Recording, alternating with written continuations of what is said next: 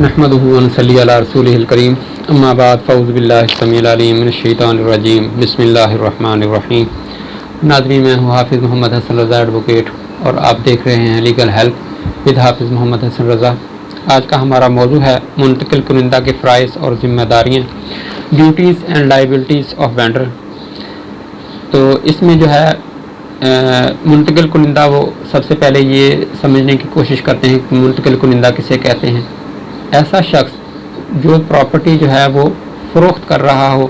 اور اپنے حقوق دوسرے کو منتقل کر رہا ہو، اسے ہم منتقل کنندہ یا وینڈر کے نام سے جانتے ہیں۔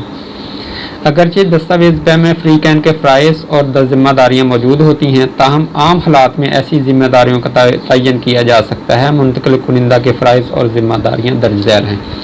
سب سے پہلی بات تو یہ ہے کہ جب معاہدہ طے کیا جاتا ہے تو اس میں شرائط جو ہیں وہ طے کر لی جاتی ہیں کہ ان شرائط کے تحت یہ معاہدہ جو ہے وہ کیا گیا ہے۔ لیکن اگر خدا نخواستہ اس میں کوئی شرط رہ جائے تو یہ جو شرائط ہم بیان کر رہے ہیں، یہ جو فرائض اور ذمہ داریاں آپ کے سامنے بیان کی جا رہی ہیں، ان کے تحت اس کا تعین کیا جا سکتا ہے کہ کون سی ذمہ داری جو ہے وہ منتقل کنندہ پر عائد ہوتی ہے اور کون سا اس کا وہ فرض ہے جو وہ ادا کرنے کا پابند ہے۔ سب سے پہلے جو ہے منتقل کنندہ پر لازم ہے کہ جائیداد کی جملہ خامیوں کے بارے میں منتقل الیہ کو آگاہ کرے جن کا منتقل کنندہ کو علم ہو۔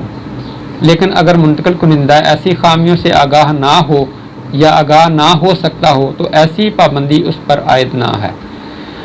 کہ کوئی بھی شخص جو ہے وہ کوئی پراپرٹی کسی دوسرے شخص کو فروخت کر رہا ہے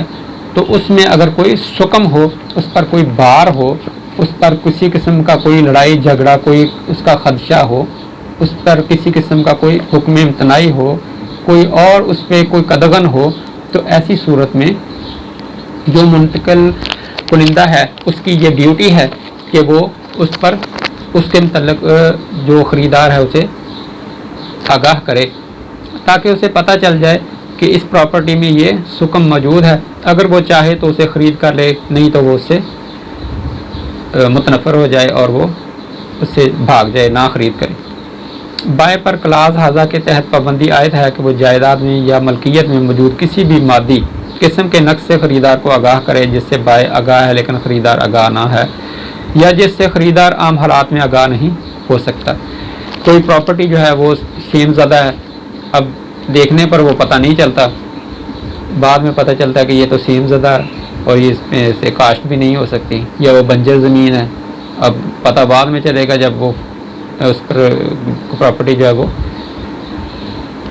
قابل استعمال لائی جائے گی۔ تو ایسی صورت میں جس شخص نے وہ پراپرٹی جو ہے وہ منتقل کرنی ہے اسے علم ہے تو وہ دوسرے شخص کو بتائے کہ اس میں یہ سکم موجود ہے۔ نمبر 2 پر ہے منتقل کنندہ پر لازم ہے کہ وہ منتقل الیہ کی طرف سے طلب کیے جانے پر جائیداد سے متعلقہ تمام دستاویزات حقیقت جو اس کے قبضہ میں ہوں خریدار کو پیش کرے۔ جب وہ پراپرٹی جو ہے وہ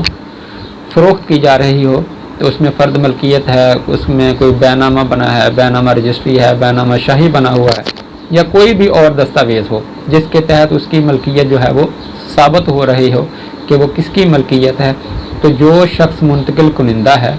اس کی یہ ذمہ داری ہے کہ وہ یہ دستاویزات جو ہے خریدار کو پرووائڈ کرے۔ اگر وہ بوقت سیل اس ذمہ داری سے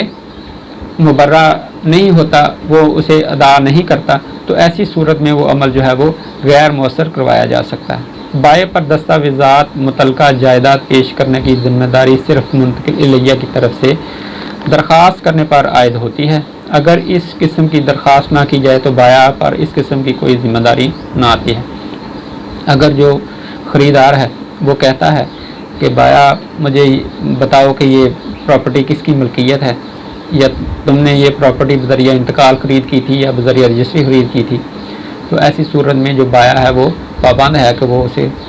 اس کی معلومات جو ہیں وہ پرووائڈ کرے۔ لیکن اگر وہ بذات خود ان کی اس معلومات سے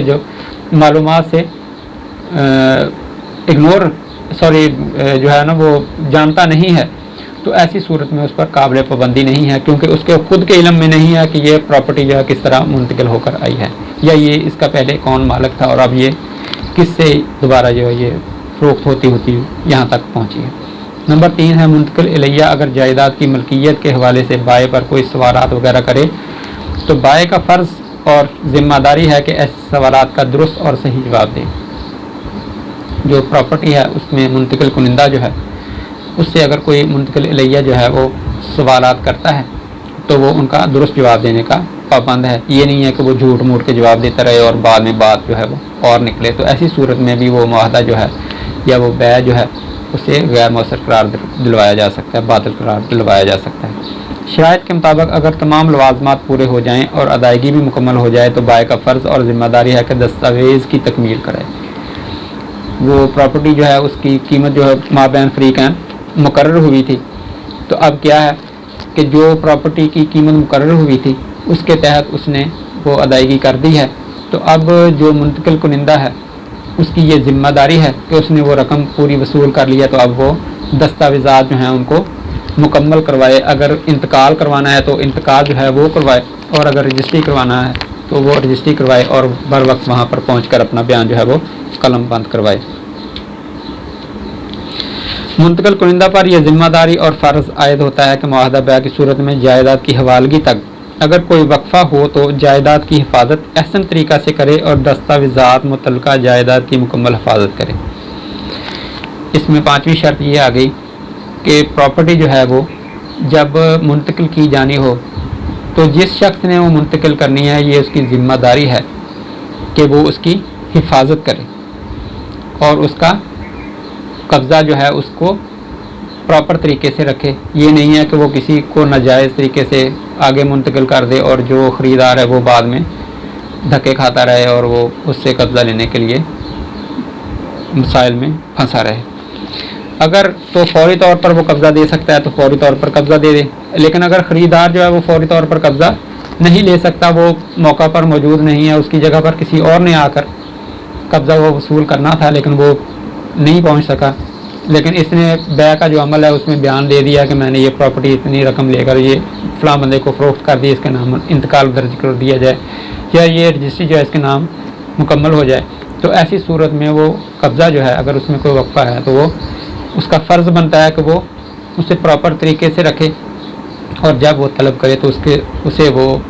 قبضہ جو ہے وہ منتقل کر دے۔ نمبر 6 ہے کہ بائع پر لازم ہے کہ وہ مطالبہ کیے جانے پر منتقل الیہ کو یا اس کی ہدایت کے مطابق کسی دیگر شخص کو قبضہ منتقل کر دے۔ اگر وہ بائع جو ہے وہ قبضہ اپنے پاس رکھتا ہے کسی بھی وجہ سے، تو جب بھی اس سے قبضہ